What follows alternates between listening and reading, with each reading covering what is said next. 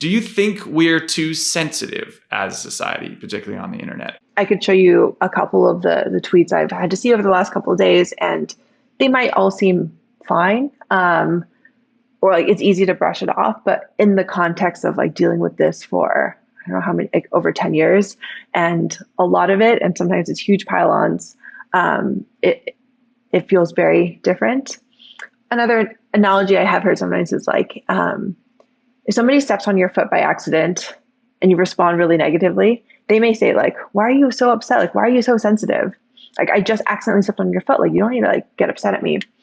But if you're the person whose foot got stepped on and you've been stepped on like thousands of times and your foot is sore already, then when this other person like accidentally steps on you, it already hurts. And it's a huge pattern of problematic behavior and hurt that you have accrued. And so the responses feel different and they feel mismatched, and like both sides may feel upset at the other because they're just operating from different contexts.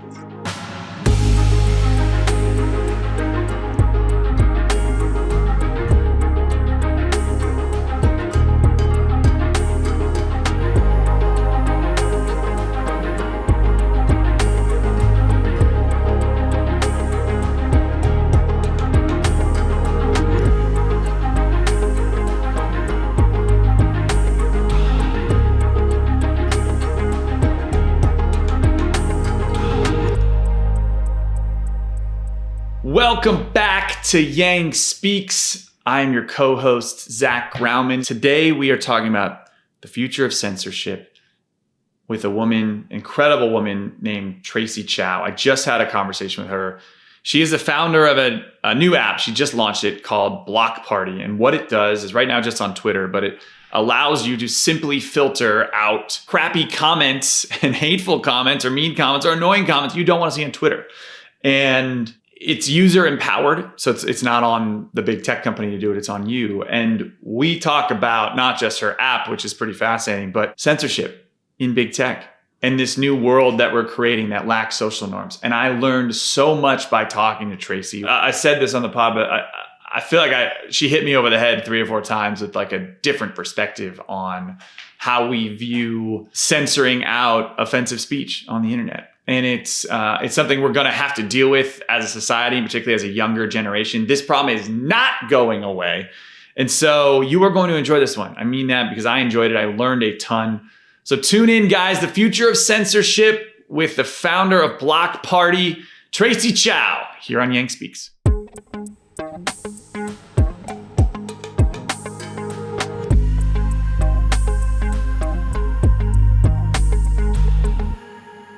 Welcome back to Yang Speaks and our newest episode, The Future of, and we are talking about the future of censorship today. And we have, honestly, to be honest with you guys, every time we bring on a badass entrepreneur, I get very excited because I love people who build things. I think building things are hard, specifically if someone can find a way to create an organization and a company and a revenue model that makes the world a better place. So I'm excited. We have the prime example of that, Tracy Chow, who's the founder and CEO of Block Party today. Tracy, welcome to the Future of. How are you? Thanks for being here. Thanks so much for having me. Super excited. Let's start with you. Your background's fascinating. I know that you have an engineering coding background, which kudos to you. I suck at learning languages. I've been told coding is like learning another language. So tell us about you, Tracy, and welcome.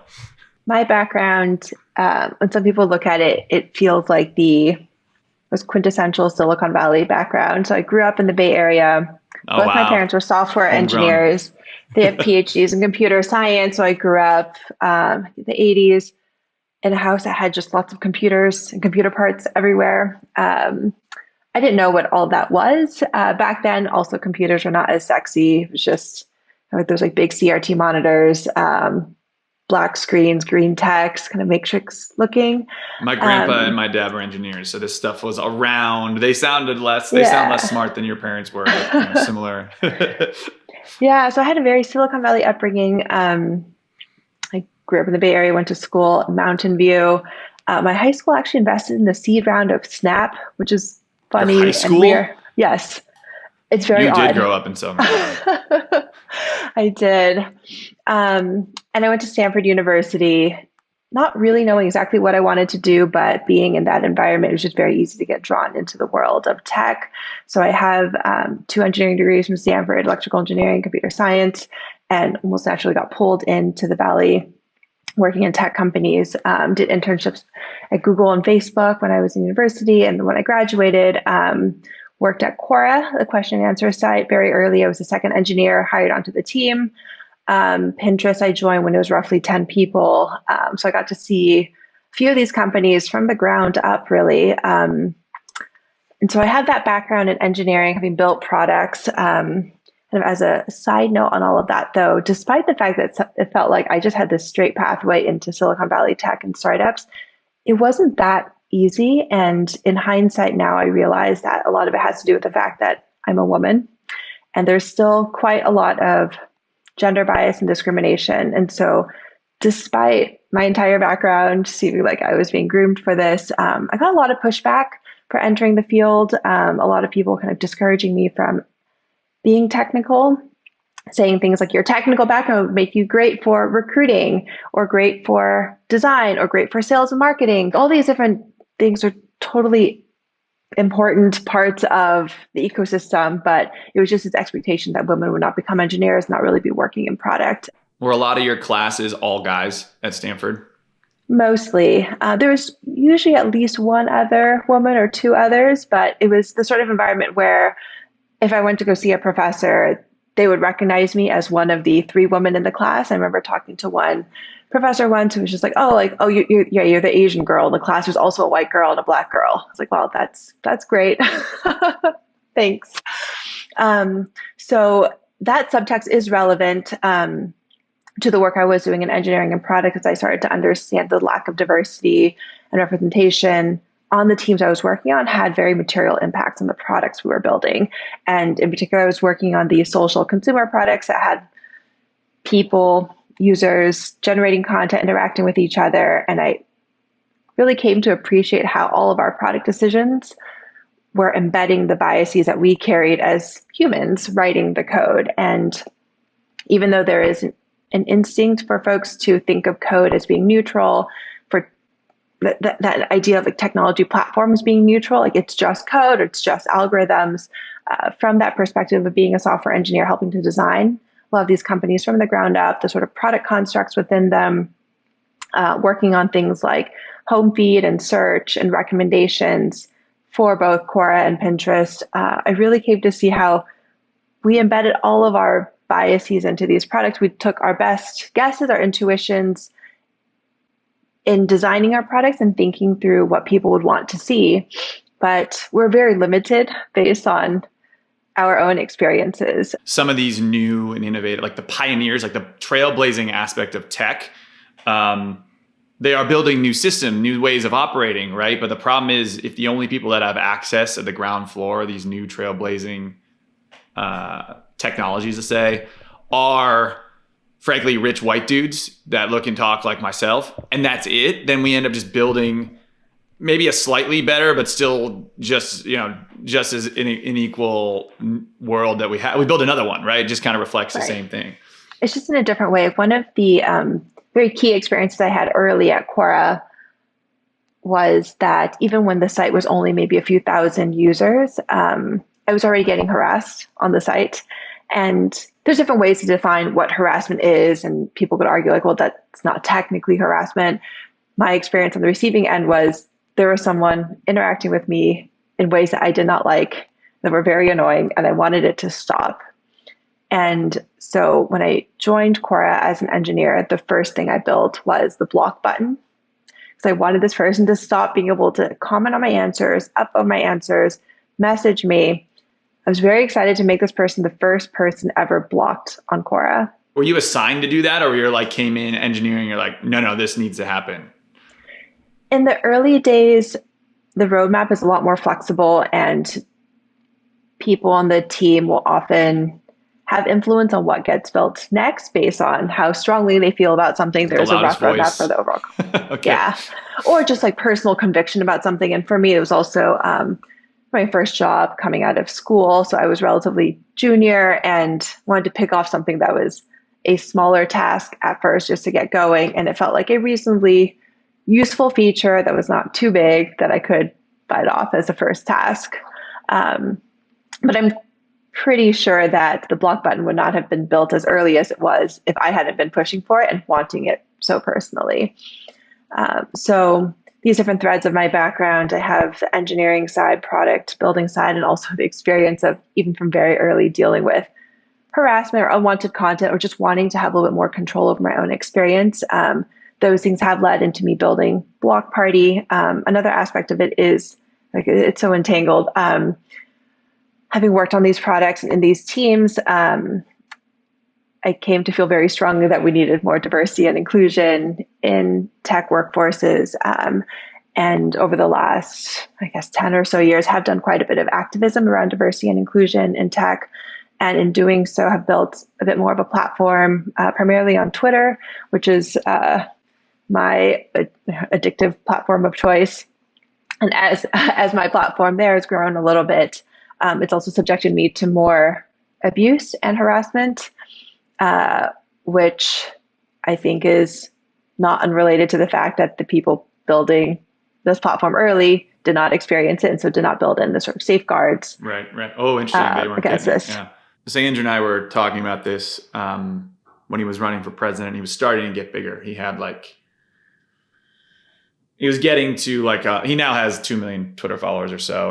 But he was a point where he's at 50,000 to 100,000. And he was getting advice from people that were a little more famous on Twitter than him. Like, when do you stop reading the comments, And what your point you're making is interesting is that I basically got the trickle, the funnel effects from Andrew's followers, and people followed me by default, which is fun. And there's a nice community there, but I get harassed too. And it's, I think what you're saying is as a white guy, if you think it's bad in this tech world, people of color and women are getting it way worse. And I've seen that. The way this has skewed, it's if it's built by the wrong people aren't experiencing the prioritization, like you're saying, of building those safeguards don't start. So you create Block Party. Tell me how it works. You also, I love that you make blocking stuff sound fun. It's not fun by nature. I don't know. So tell us how it works. Sure. So the idea behind Block Party is that we wanted to build consumer tools for managing and dealing with online harassment and just unwanted content, generally giving people more control over their online experience.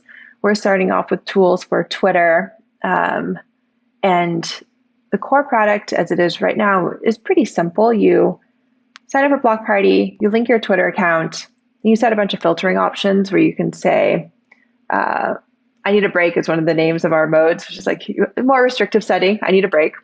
And in this mode, you can also have further rules around filtering. You could say, I don't want to hear from anybody unless they're followed by somebody I follow, or they're a verified user, or it's somebody that I've interacted with recently. And everyone else, please filter them out. And what Block Party does is run in the background to keep filtering. It will automatically mute anybody that doesn't pass the filters, which means that you can use Twitter as normal, check your mentions, check your notifications, and it's quieter. There's less of the stuff that you may not want to deal with, but everything that's been filtered and hidden actually ends up in a folder on Block Party that you can still check when you want to. So you could go in and have a hate-filled day if you really wanted to. If you want to, yeah.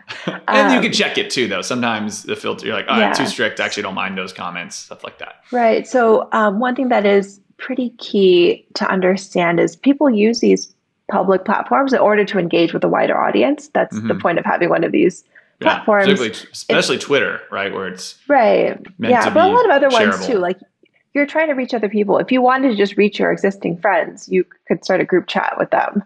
But it's meant to be a different platform. And I certainly have benefited a lot from Twitter as a public platform. And I like to engage with folks that I don't already know. I've heard really interesting things from people in the comments. And there's a lot of really positive things that come out of having a public presence. For journalists, it might be hearing tips for stories or hearing feedback on articles they've written for politicians, maybe engaging with constituents, answering questions about policy stances. For activists, it is like reaching more people. There's a lot of positive, which is why we're on these platforms. The thing is, we're trying to balance it also with the potential negative.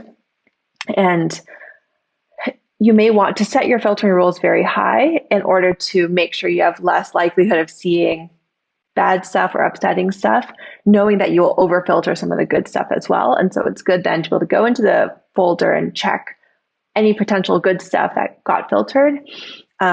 On the flip side, sometimes you do need to be aware of very negative things. So I've also had the personal experience of having to deal with more elevated stalking and harassment, where I needed to be aware of what was happening. And so even if I didn't want to get notifications of comments from stalkers or harassers, I still need to check it regularly to make sure that there's no escalation in threat. Unfortunately, there have been cases where it rose to the level of physical stalking. And so I really did need to be aware of what was happening. So kind of like just muting a bunch of notifications and pretending that this content doesn't exist can also be dangerous. And so what Block Party is doing is giving you more control over when you see this content so you can be mentally prepared for it. There's some time delay. It doesn't feel like it has to interrupt your day. When you do want to go look at this stuff, you're ready for it. You're choosing to go into it. It's not just messing up your Tuesday. Right. And one of the experiences I had was just noticing, I check Twitter all throughout the day, but before I had Block Party running and filtering, that just meant that any point throughout the day, I could see something upsetting that would throw me off for a few minutes or even more. And I find it analogous actually to when I walk down the street, get street harassment in any big city, as a woman in particular, very likely to encounter some street harassment. And even if you can shake it off, knowing that it's probably harmless, they're probably not going to do anything, it is still upsetting. And I had the same sort of reaction to seeing harassment or just unpleasant comments and replies on Twitter. And I don't like being subjected to that all throughout the day. And so if I can isolate it to a certain time when I'm ready to go look at it, it's much better. Well, I love about the app, and this just the concept in general, is putting the control in the user's hands as opposed to relying on Twitter and relying on, frankly, like Jack Dorsey and his judgment, well-intentioned if it may be. That's still like, that's top down. I like the bottom up play.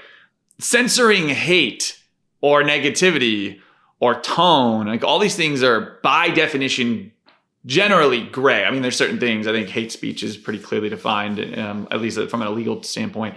But how do you, like algorithmically, like on the back end, determine what's angry, what is mean?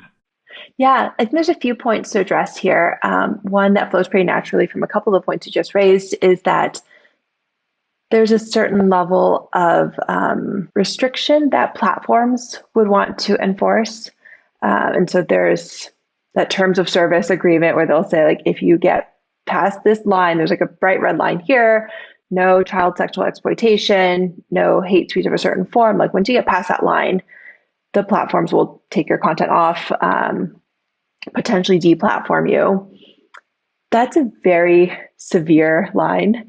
On the other side, there's what individuals may or may not want to hear. There's a very big space in between those things. And so from my perspective, as soon as I see things in my folder on Block Party, there are things like, oh, you're just like an ugly, skinny Chinese girl from San Francisco. Like, well, I don't know, if you need to have your Twitter account taken away for that, but I also don't need to see it. There's no need for me to have my like brain polluted with your crappy thoughts. So in that space, there's a lot of room for consumer choice. And the way I think about what Block Party is doing in terms of filtering is, let's just give people a little bit more control over what they see. It doesn't mean that those folks who are tweeting these nasty things can't do that for now, or we can kind of put that aside and say, like, fine, you can post these mean things, but I don't need to see them. So this kind of question of like, do you get distribution on your content is very different than do you have freedom of speech, and are you censored? So fine, you can have freedom to speak and I have freedom to not listen. So that's like a pretty big distinction to make. One other thing to get to is kind of like, how do you detect this hate So then that's what my do you do real, like, about it? where Yeah. does it, you have like a whole list of bad words? Does it, I mean, AI can probably pick up tone and interesting things now. Like what? And I'm assuming as a startup, it's your call out the gate, right? Like, I mean, you're giving people power, but you and your engineers are creating the algorithm that's determining what's bad. I'm so naive. Like I have no idea how this works. So Yeah. where do you start there? How does that work? Yeah. So one thing I would say on this front is the way that most people and platforms conceptualize content moderation, I find flawed, where this framing of there's content and then we're going to assess if it's good or not. And then if it's good, we allow it to go through. And if it's not, then we block it. I find this construction is oversimplistic and flawed. And there is a better way to think about it in a more holistic way. And so that is part of the product philosophy behind Block Party, that it's not just about looking at individual pieces of content and saying, is this okay or not? It's really understanding the end user experience. So if we center the experience of somebody who may have to deal with content coming from all directions, people who may be also following you across platforms, or there may be a pattern of behavior that is problematic. A lot of people like to go to artificial intelligence as a solution for it, to say like, oh, like we should be able to detect if there's hate, if we should be able to detect if the tone is negative, we should be able to detect if there's harassment. And my take on that is you can use AI, machine learning, to help in some cases, but you'll never get all the way there. People are very creative with harassment.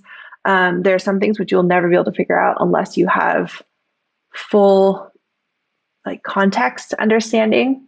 Yeah, we have a So sentient what being as our AI and even then, like if algorithm you have here. like smart people, they may not understand the context and they may not That's true. realize That's what true. There was a is lot of stuff we didn't offensive. realize in the beginning of the Andrew Yang campaign where Yeah, the team was not attuned to like certain racist or whatever extreme right. hateful cultures, and you don't flag it Some early enough some or of the raise. things that I've gotten, I'm almost 100% confident would not get picked up by machine learning. So things like I used to have an illustrated avatar of me with a dog. It was just a cute dog that I liked. And the response that I got to that were like, don't accidentally eat your dog, which is obviously meant to be a racist stereotype. I'm not even part of the like Asian subgroup that stereotype is directed at, but the people who are being racist don't care. So again, like it doesn't matter. So that kind of thing, AI is going to be challenged to detect correctly. And if the way that you action on the classification of these pieces of content is like we just allow it or don't allow it, then you get into a lot of questions about like, is it censorship? Like, how do you know that it's bad enough to remove versus the way that Block Party is set up, which is just saying like for the end user, the consumer, like I can just choose to not see this stuff. I'm not allowing you to post it. It's more just like on my side. I can filter, but I'll still see it later. And so the fact that we have constructed the product such that you'll still see it later removes a lot of those questions about like, did we get it exactly right? Did we classify it exactly correct? We can say They we can have customize. tolerance for error. We have Yeah. tolerance for overfiltering because I'll It's just see it designed for later. error in its own way, right? Where people can Right. Yeah. So it's like help it I'm learn. actually totally okay to have it overfilter because I will see it later. Mm-hmm. All I'm doing is like making it so that I'll check it a few days later, as opposed to I don't allow you to post it. And with this kind of built into the product, it also makes it so that we don't even need to be that smart with the artificial intelligence, quote unquote. We're actually using pretty simple heuristics right now, and it turns out these heuristics like is this user verified? Is this user followed by anybody I follow? Like these heuristics work really well. You can also look at things like how many followers does this person have? When did they create their account? Do they have a profile photo set? And even very simple rules like this work pretty well. And in the edge cases or the cases where there's over filtering, it's okay. You just see it later. And so, yeah, like this question of artificial intelligence comes up a lot. Everybody wants to ask, like, what is your technology behind it? I think there's this allure of technology being the savior for all of our, all of our issues. One of the big takeaways I had from studying AI in the academic setting and also building some of these models when I worked at Quora and at Pinterest is that in order to build these models, you need to understand the problem. So you understand the domain, and then have some understanding of what heuristics are good. So I guess it does depend a bit on like what kind of machine learning models you're choosing. But for some types of models, it is really like you need to understand the domain so you figure out what features are relevant to include in your model. With some of the newer versions of machine learning, like deep learning stuff, neural nets that are starting to become more popular, the idea is that you don't have to pre-select what the features are as What's it much. called? The neuro what? Neural nets. Neural net. Is this is like Elon Musk's like upload your conscience, or is this different? Kind of, yeah. It's like a lot of the new like AI advances have come out in the last, let's say, almost 10 years have been in neural nets, deep learning, kind of like what people are talking about. That's terrifying and awesome, but terrifying. In some ways it is, in other ways it's not. In a very simplistic way, it's just mathematical models. So you probably studied some things in like even like middle school or high school math. It's like y equals mx plus b. That is a model. That is a linear model. So all you're doing is saying we have one input feature, which is your x, and your output is the y. And so that's a very simple model. When you get fancier, you might have like ax squared plus bx plus c. Wow. So then now we have like math. now we have like a few more parameters to fit, and it's a quadratic model instead of a linear model. Other forms of like machine learning, artificial intelligence are just different models like this, where you figure out what the structure of the solution is, and then you fit some like numbers, some parameters in there. But it's really just fancy math.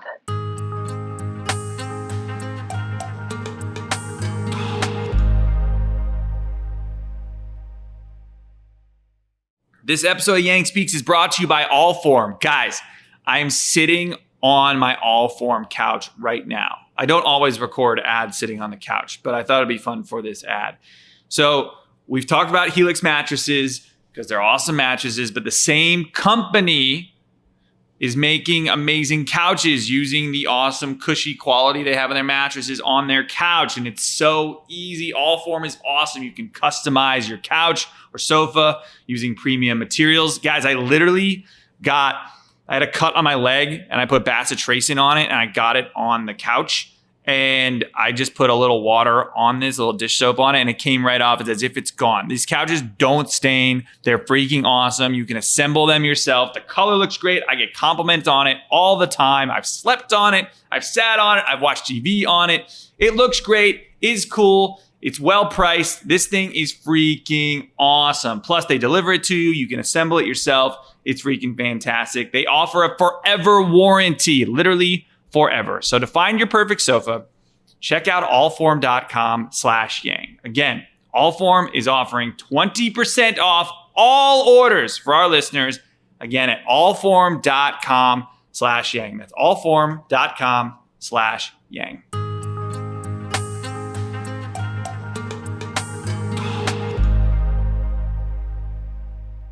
You know, my uncle worked at Intel for decades, and they always work on really cutting edge stuff before it's like anywhere near mainstream. And his theory like 10 years ago, 15 years ago, was like, someday you're gonna be able to look at something, buy it. You want to look at something, comment on it, but not actually have to do it. We're not there yet, but that's theoretically, ideally where we can go. And maybe, to your point, like you could look at something and say, I don't ever want to see something like that again. Right? Like I don't want that in my world.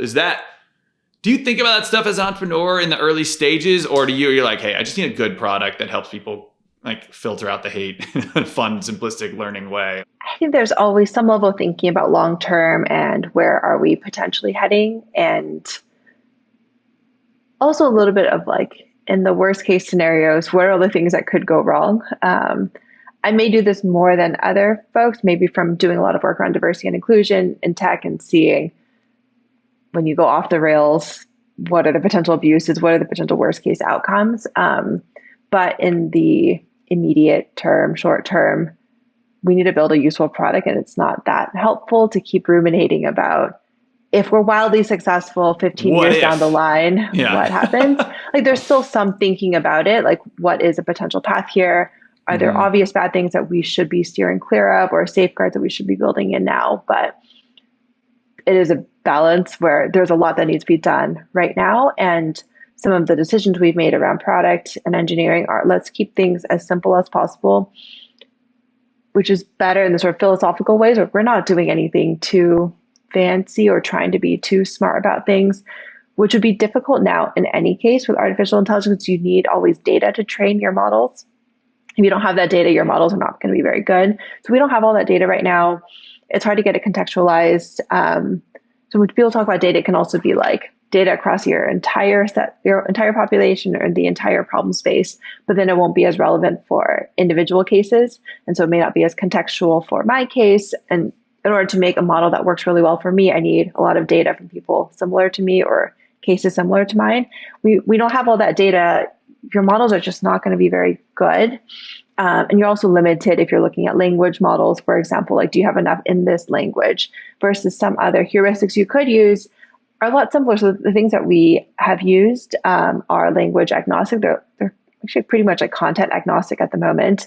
We're looking at user features. So did you create your account recently? Are you followed by someone I follow? And so these things also work in all languages, which means that our product is easier to build. It works very well, and it kind of like scales in the sense of it applies to many more people and all languages from the get-go instead of having to train individual models for each language, which probably wouldn't work that well anyways, from what I know of how much work it takes to build these.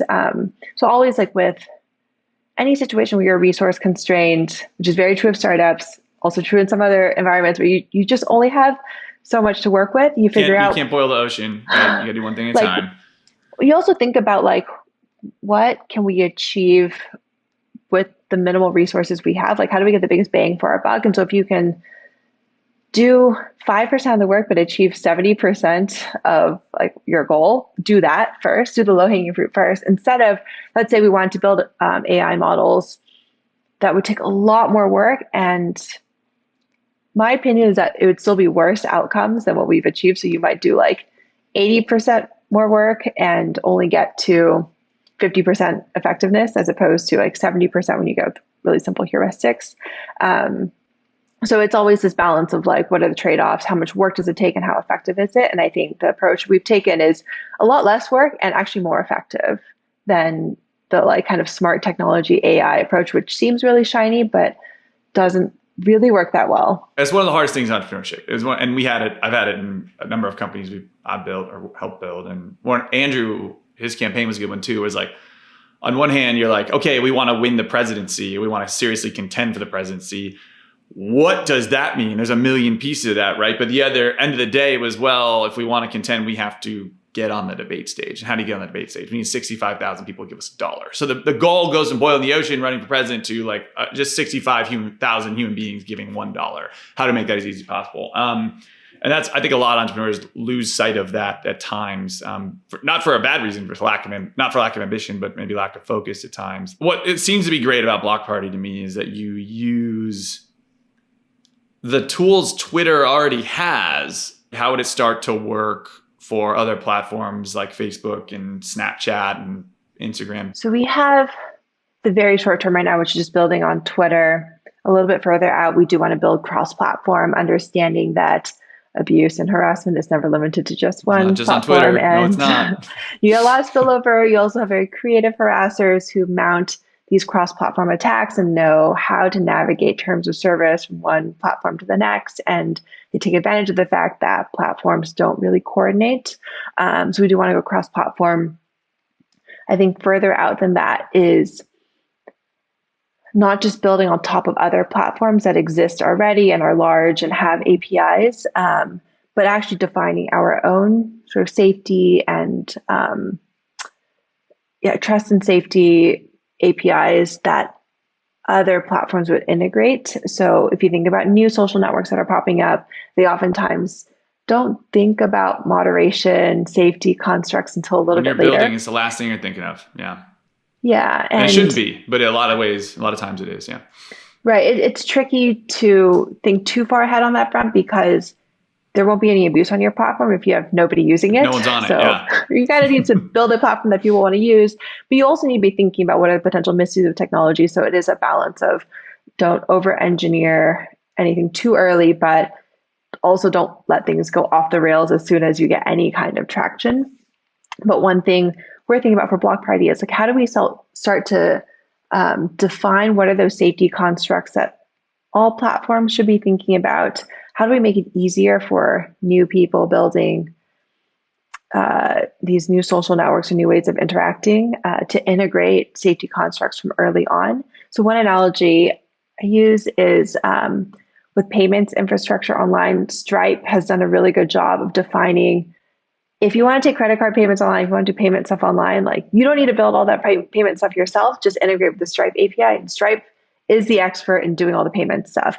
So what's nice about Stripe being the API is they help to define what are the constructs you should care about. So there's a customer model, you have plans, you have subscriptions.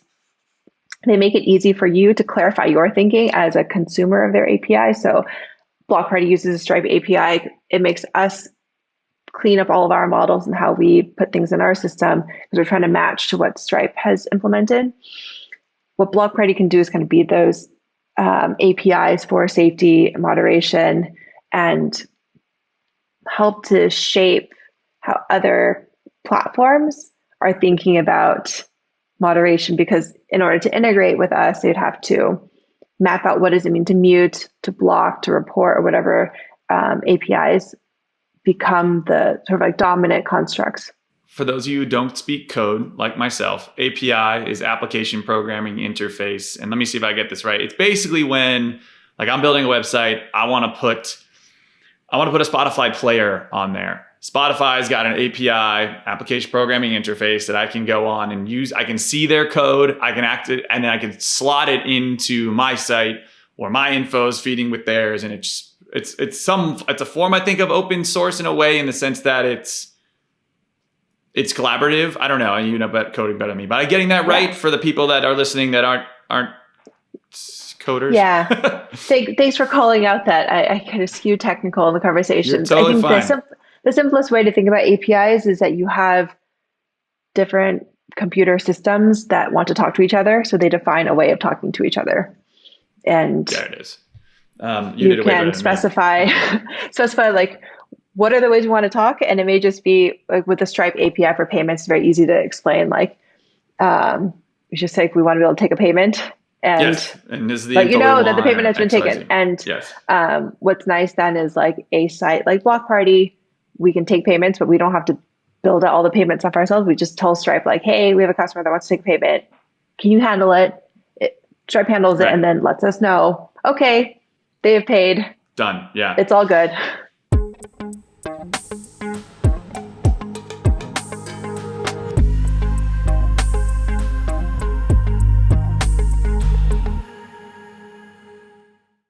A few decades ago, private citizens used to be just that, private. And what's changed? The internet. Everything you've ever browsed, searched, watched, tweeted, you name it, it's all being crawled through on the back end through your data. It's going through third parties, becomes public record permanently. It's your record.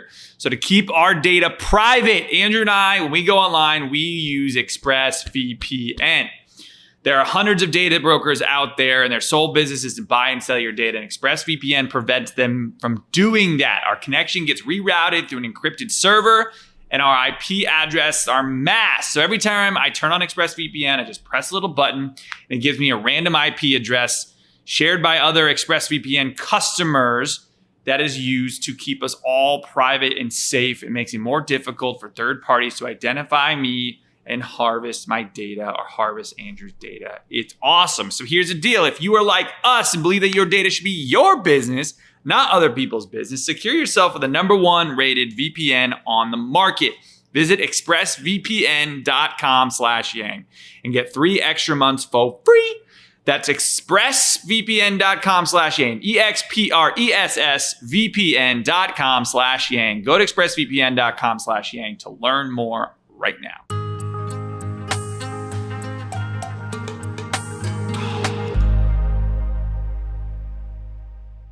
So let's talk, you said something really interesting before. Let's talk a bit about First Amendment, because I think you are filling a void that big tech has not done themselves.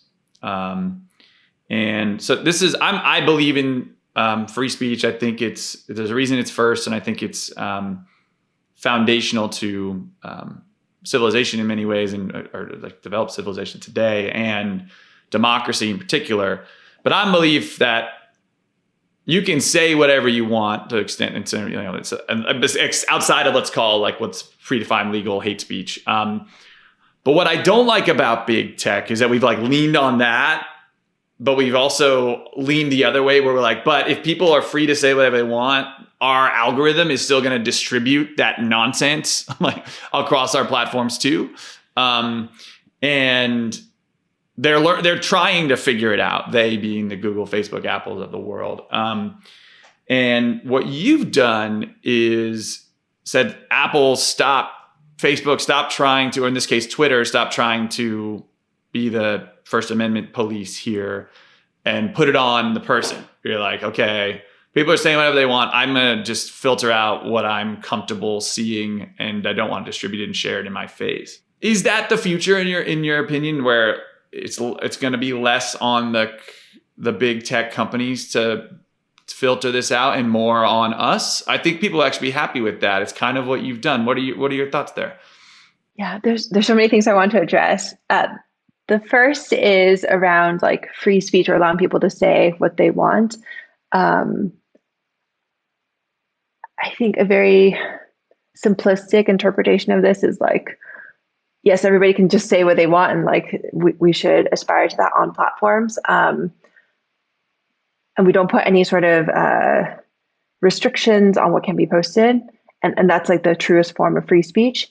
In practice, because of things like abuse and harassment, many people can't actually speak freely because they know that if they speak, they will be inundated with harassment.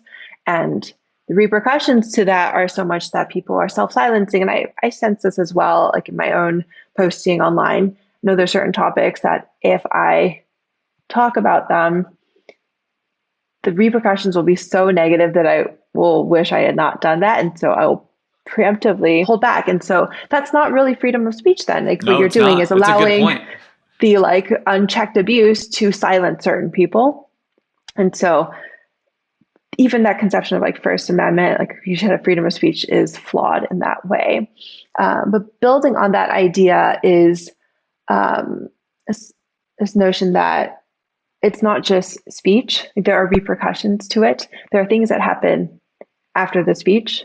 And for a long time, we've kind of viewed the words or media that people post online as like, that's it, and not really understanding, or not understanding what are the ramifications of that.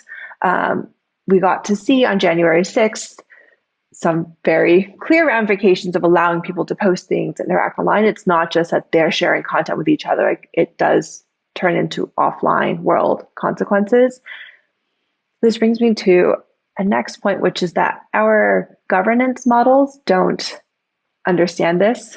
So when I talk about governance, it's both things like offline laws. So we have the Constitution, kind of, we've talked about First Amendment, Constitution, and other, like the other laws that apply in physical nation states and local jurisdictions. But there's also sort of like the governance of online worlds where we don't really have the equivalent there. So there's laws offline. So if you do certain things that are illegal, that violate the laws, you may face repercussions for them. Online, we don't have an equivalent system of governance. And we also don't have a system of governance that contains both the offline and online worlds together, and understands that the ramifications of online speech can actually be, let's say, murder or insurrection. And because we don't have a system of law or governance that understands that, we're very limited right now to trying to appeal to offline world systems of governance. Like, are there some laws that you have violated in the offline world? So have you like incited an insurrection? Have you incited violence? And that's the only way we take any kind of action against online speech. Whereas there's a whole bunch of stuff that's happened in between the online speech and like murder that are bad. we joke about IRL versus URL, right? Like URL online, Yeah. IRL in real life. But that distinction is so blurred, right? Like, especially in this past year when almost all of our interactions have been digital. Like, Yeah. there's Oh, not yeah. really So big then it difference is the whole between thing's online. IRL. Weirdly, even though it's online. Right. But you said something I had never thought of, and it's this concept of basically when this First Amendment was written, and for hundreds of years, it was people can say whatever they want because it's just noise. There wasn't like streamlined ways to communicate, and then freedom of the press was part of it as well. But now you're talking about other parts of freedom of speech that are almost uniquely on the internet. So like it's one thing for one person to start shouting hate speech at the top of a mountain or saying something mean. It's another thing if they're talking to 20,000, 100,000, a million people, because that's like that's like an assembly, and it may not be peaceful based on that language. And then in the internet, you're not just talking about words. You could be talking about pictures and videos and animation and God knows what. This problem that we're facing is so big that we have to reconceptualize all of governance. And I think it's a phase shift that's as significant as, say, going from tribal communities to feudal states, or feudal states with like monarchy to modern liberal democracies. Like, this is a very big transition in how all of society functions. And just quibbling about like one particular law doesn't feel like it's going to get us to where we need to be in terms of governance. And one other thing I would point out is the rules that determine how people interact come in a few forms. So there's laws where we have this idea that like laws are very strong, and if they're violated, they will be enforced by some form of punishment or fines, or there's some kind of enforcement there.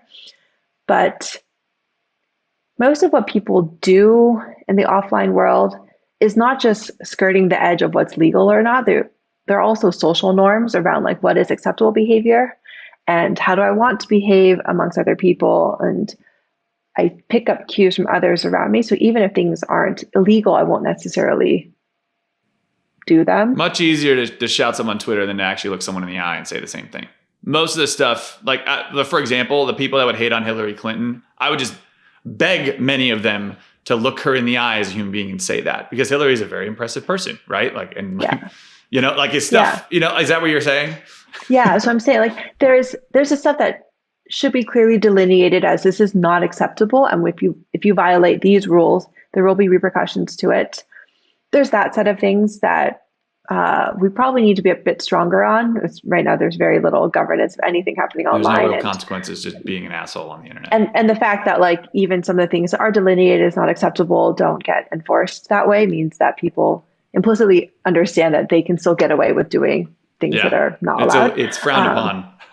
Slap on the wrist. So there's that set of things, but I think there's also quite a bit that we need to do in terms of setting better norms online. So maybe it's not enforceable in a way, but it's enforceable in the sense of like the community may shun you, or you may be looked down upon, or like we evolve social norms that are just better for interacting with each other. And sure, there may be some range of what people personally find acceptable or not. Like just like in the offline world, you'll see people who are nicer or ruder, and it's all like within some general distribution of like what is appropriate social behavior. Talk about Future of Censorship, for example. Censorship, maybe that's defining like the absolute worst things that you're not allowed to say, but I think that's a very limiting way of looking at all of our online systems and how people interact and are participants in a digital ecosystem, a digital society. It's not just defined by what are the worst things that you're not allowed to do, but also like where are the norms and what are people expecting in terms of interaction with each other. Where it's just socially acceptable behaviors on the internet. And right now it's the Wild West, where there's nothing that's technically not socially acceptable because everything is just a mess. Where like there's stuff you say online that you could never get away with in person because whether it's common sense or common decency or whatever we've all agreed to as like rule of law and like social norms, it's unacceptable. You mentioned this idea of like the Wild West. I think that's a very good metaphor to use as well. when you look at the lack of enforcement, the lack of laws and justice, and in that environment, we kind of see mob justice or vigilante justice. And I think what people often will call cancel culture fits into that, where because there's no real system of enforcement that we can trust, like there's no law enforcement that we think will, in most cases, when there are violations, like go and follow through on the enforcement. We end up having individual citizens piling on to one person who does something that's deemed not acceptable. And the punishment in those cases ends up often being pretty disproportionate to what the original supposed crime was. And it just feels very imperfect because you do want there to be some accountability.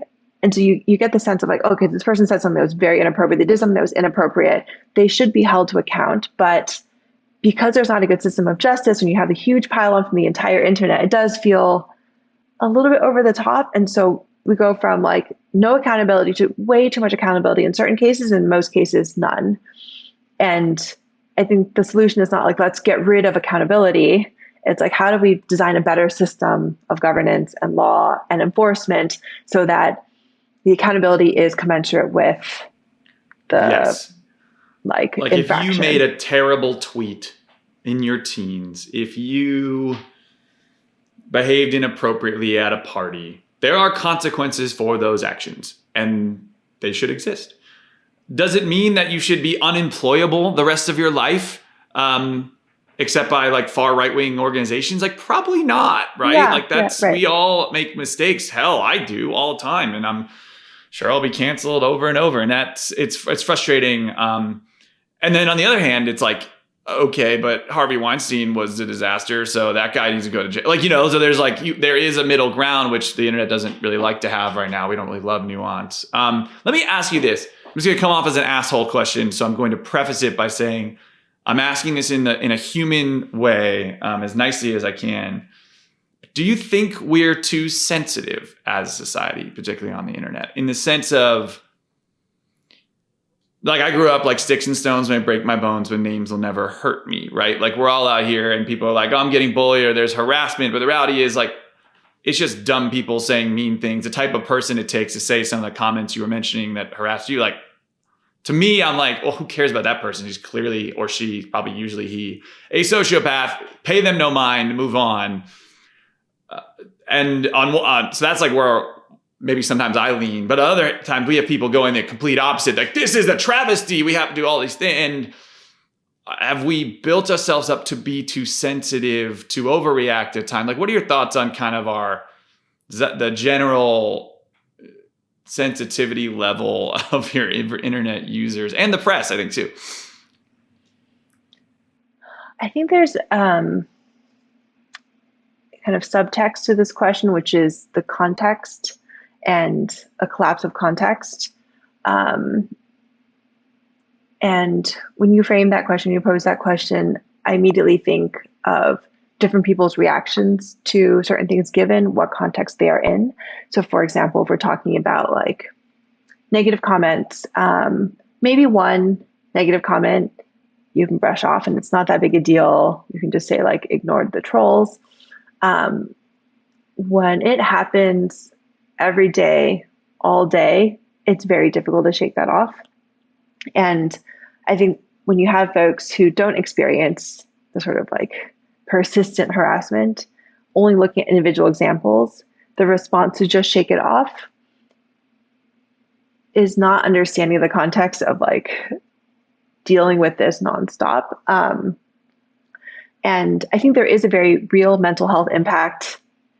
And it's maybe a bit more understandable for folks who have dealt with it a lot to say like, oh, when you point out one bad tweet, are you kidding me? Just shake it off. Do you see what's in my timeline right now? Like, you shake this off, asshole. Yeah. Yeah.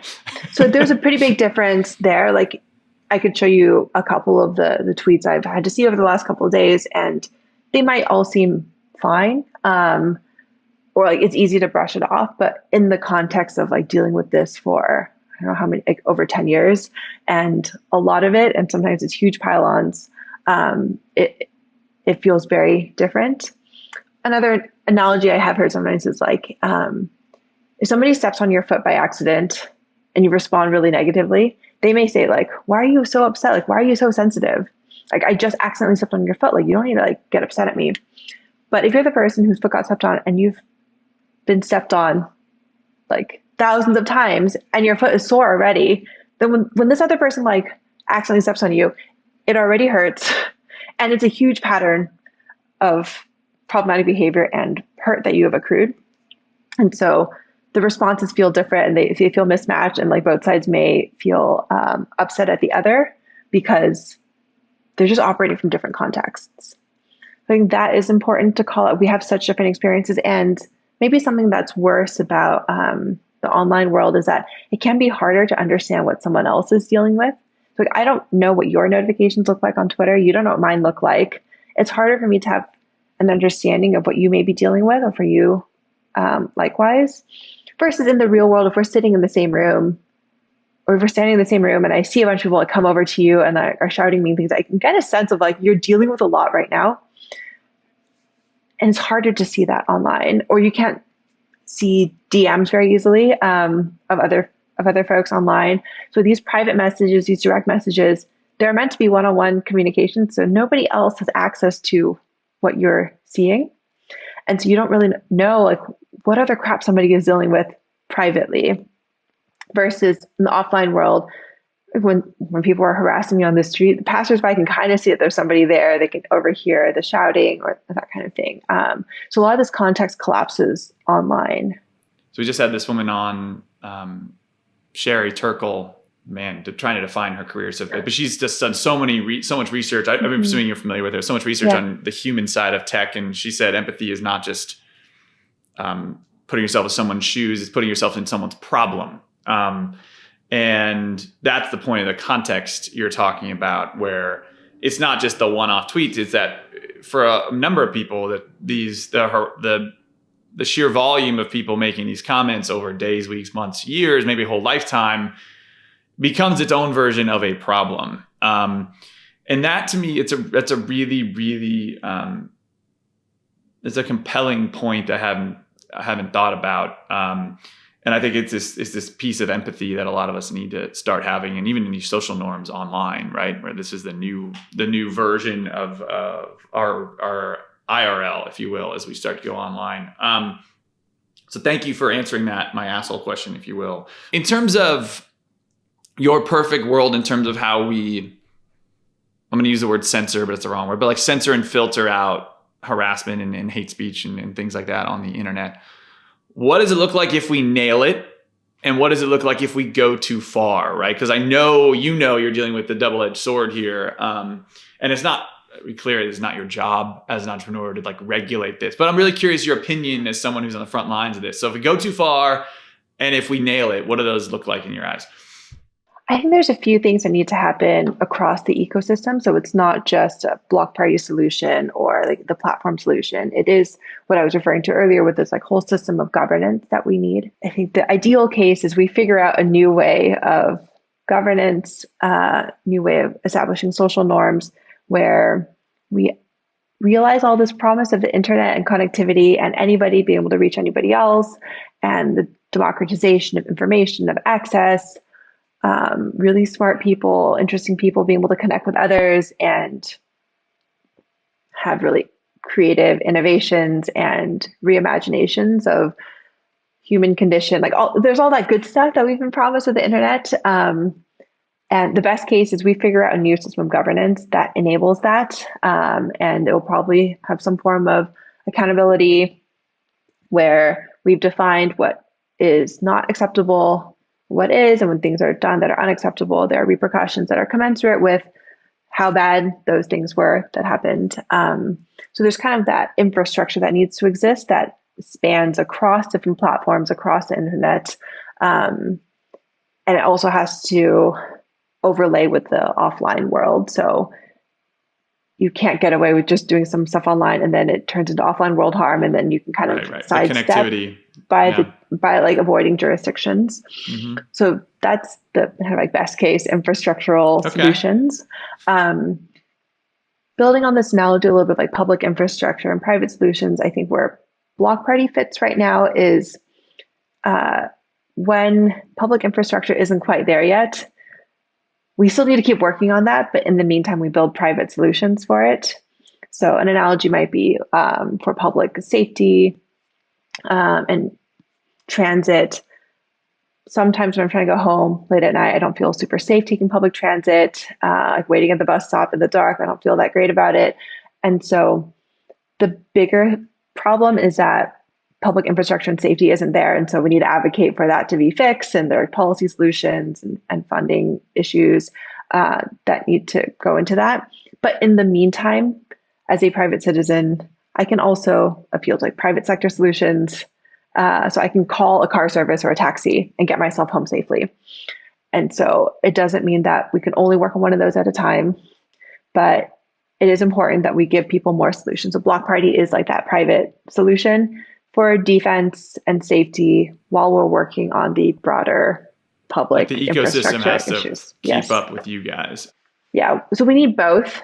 One thing I don't like about, for example, like in the sort of like transit analogy, one thing I don't like about car services that take over infrastructure of a city is that then there's underinvestment in the public services. Like I don't want that either. So you want to have both of these things. And I think there is a lot of room for public-private collaboration and a more creative reimagining of how these things can fit together. I recently read Mariana Mazzucato's book, Mission Economy, which I have not read it, but I have it's seen really great. The hype on this, yes. I really like the way that she presents of thinking about public-private partnerships and how it's not just this model of like everything is a market economy and the government is only here to fix things that are broken. Like when externalities aren't captured, like the government will come in and fix it, or regulate when some things are broken. You can actually have them work together to achieve much greater things than just the market or just the government alone. And like the example she cites is like with putting man on the moon, like that. Yes, that was not going to happen with just a market economy or like just the government. You need these to come together. And I think where we are, a lot of the challenges facing humanity at the moment, we need that kind of broader thinking and mission alignment. We've talked about with Andrews that the government's terrible at many, many things, but there are certain things, particularly let's call it climate change and AI and regulation of the internet and maybe our press at certain points. Like if the government does nothing, we're toast. The government has to lead. They have to infrastructure, like they have to. Whether we like it or not, the problem's too big. So here's the one thing that gives me hope. I'm actually curious. I'll probably flip this on you. What is giving you hope? One of the things that gives me hope is millennials as parents. Because if you're talking about social norms on the internet, usually that comes from a community and a home and being raised, how your parents taught you, how your older siblings and things like that taught you. And a lot of us, like for me and probably you growing up, like you created an online account or social media account and your parents were so behind the curve, they have no idea what you're doing online. They can't parent to you on the internet. But over time, I think our generation will somewhat keep up with their kids and understand what they can do on the internet and improve that. So that gives me hope in terms of establishing norms on the internet. Maybe that's too optimistic. What gives you hope in this space? You just kind of touched on a few things, but I'm curious if you had to wrap it up. The fact that the internet has allowed people to connect in ways that weren't possible before. And you see this especially amongst activists and people who are pushing for change. And whereas these people previously may have been minorities in their communities and not been able to connect with others who would share their values and share that passion for driving things forward, it is possible now to find those peers. And we're seeing those people be able to come together and organize. And it is very heartening to see youth activists who are so smart, so insightful, way beyond what I could have. What was I doing as a kid on the internet? Definitely not organizing movements. So I think that is very powerful that people can be connected. So this is that promise of the internet that we were sold a few decades ago. That's true. We were sold this. We were sold utopia. there's definitely a bunch of negative things that have come alongside that. And one of the unfortunate things, seeing, for example, the youth activists, that a lot of them are dealing with a ton of abuse and harassment that is intended to drive them off of their platforms and derail them from what they're trying to achieve. But it is really nice to see that there is organization happening. And I personally have felt very lucky to be able to connect with other folks in doing diversity, equity, inclusion work. I feel like my life is a lot richer now that I have access to so many more people, even if it's just following folks on Twitter and seeing their stream of consciousness, like random thoughts that they're sharing throughout the day. It gives me so much more perspective than would have ever been possible previously, when I would only ever be regularly exposed to a handful of people in my orbit that I interact with normally. But now, like, I log into Twitter and all day long I can see perspectives of folks from all around the world, very different environments, very, very different lived experiences. And